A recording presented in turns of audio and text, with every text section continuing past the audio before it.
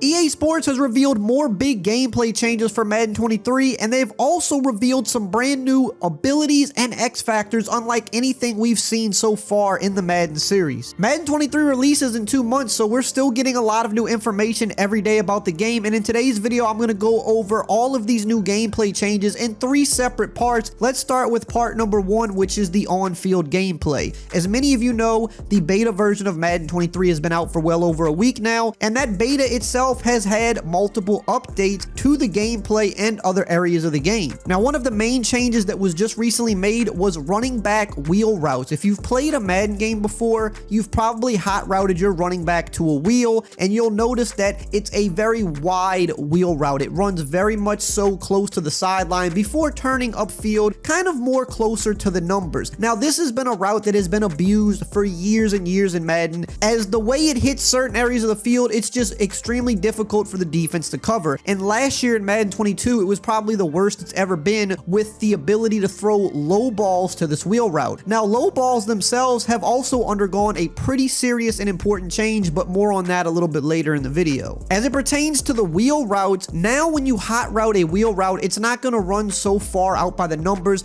Instead, it's going to run much more up the seam. Now, you've seen this wheel route in stock plays in Madden, like mesh post, for example. These are kind of more of the wheel routes that you see run in real life more often, and they do a good job at beating certain zone coverages when they find that opening in the seam, especially against a cover 3, for example. Now, this wheel route is going to be your designated hot routed wheel route, which is much better in terms of how you attack certain coverages, but also it's a little bit less glitchy and you can't take advantage of it the same way you could the older wheel routes. To me, this is one of the better changes they've made during the beta and one of the better changes they've made to the game overall. Now, speaking on low ball passes, which I talked about briefly a second ago, this is another major change that has been added to the beta. When you try to throw low balls now in Madden, you're going to notice a lot more inaccuracies. Not to say that you can't complete a low ball pass, because you certainly can, but in past Maddens, you could complete these almost 100% of the time, and it was another one of those things that people took advantage of where the defense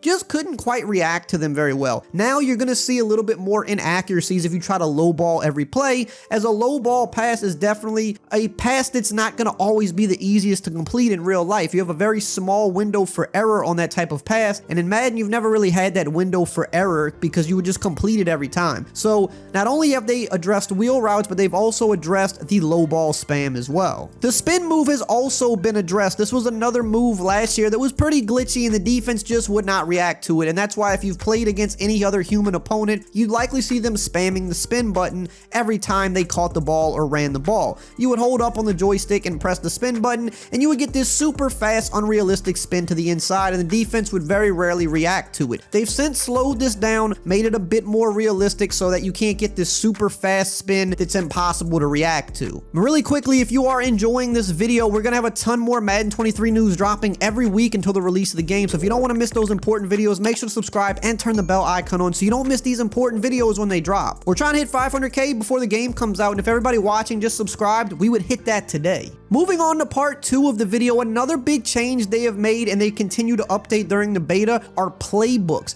Now, it has been said that they removed a lot of the fluff from the playbooks, and there's really 2 ways of looking at this. Some people hate it because they don't want to see anything removed from the game. Other people like it because they say, well, if these plays weren't that good to begin with and they just cluttered up the playbook and made it harder to scroll through, I don't mind it being gone. But what they also are doing are replacing a lot of plays in playbooks and adding more team-specific plays, which is something I think everybody is a fan of, so long as they work properly in the game. A problem that EA has definitely had with Madden is that people like to use the same formations and plays every year, the ones we all know like gun bunch or gun trips tight end, because they usually have a lot of good plays in them and the formations are a lot easier to use in game, whereas some of the newer stuff they put in the game, while it might look cool, it's not always practical. Sometimes the blocking on specific plays is just worse for some reason. Sometimes the plays in a formation don't have enough to really build any type of scheme out of it, so you can't really bother using the one good play in there because you have nothing else to kind of mix in with it. So what EA did was they removed a lot of the fluff, a lot of the stuff that people were not using according to their data, and they removed that and instead of tried to add better plays and more realistic plays that we've seen run in real life. The Rams are an example. In their playbook, they added a play that they used in the Super Bowl last year to kind of start their comeback drive, and they're doing this with every team's playbook. So while you're going to see less plays by default in the game this year, I think it's more of an addition by subtraction. They removed the stuff that's not that good, but the stuff they have been adding in the beta, some of it does look pretty useful and pretty good, and I think we're going to see a lot more of this added up until the release of the game. I don't believe they're done with playbooks yet, so by the time the actual game comes out, there's probably going to be a ton of new plays to mess around with in Madden 23. Moving on to part 3 of the video, the big thing to talk about are new abilities and X factors, one of the biggest parts of Madden since they were introduced in Madden 20. Whether you love them or whether you hate them, they have changed the way the game is played, and we've got a handful of new abilities and X factors that have been revealed for Madden 23. Some of these were revealed through Ultimate Team, but they're going to also be in the regular game as well. We don't know which players are going to have them yet, but we can kind of guess based on what they do. So let's start with some of the abilities. One of the big new ones is called Goal Line Back, and what this does is give you better run blocking within 5 yards of the goal line. So think of somebody like Derrick Henry. He would be a prime example of somebody that would have this ability. Now, I like this for multiple reasons, because sometimes inside the goal line, it's the hardest place to run the ball because people are run committing knowing it's very hard to pass there as well. Also, on the defensive side of the ball, they do have goal line and run stuffing ability, so I think it's good to finally give the offense a goal line back ability to where they can kind of beef up when they get inside that 5-yard line. Two other new abilities on offense are high point deadeye and low point deadeye. Now, this is pretty much what it sounds like. High passes and low passes. You will get perfect accuracy under 20 yards on a high or low pass depending on which one of these that you have. Now, I think this is good as well because like we talked about earlier, the low ball has now been changed up in a way to where it doesn't guarantee accuracy like it did in the past. And for the past few years, high balls have been very inconsistent with accuracy, as they should be because these are higher risk throws. But certain QBs might specialize in this. I believe on the regular game, Josh Allen actually had the low point deadeye, and I'm sure there's other QBs that have the high and low point as well. But this is going to be for certain QBs that specialize in those type of throws where the high point's going to help you especially in the end zone, and the low ball is going to help you maybe more in the middle of the field when you're trying to create a throw in between tight coverage. Moving on to the defensive side of the ball, they've added two new important abilities for cornerbacks. There's one called Inside Shade, and there's one that's called Outside Shade. The cornerback will get a faster reaction on wide receiver cuts to the inside or to the outside based on which one of these they have. Now, I think they might be removing the one step ahead ability, which was basically both of these in one. They may still leave one step ahead in the game, I don't know,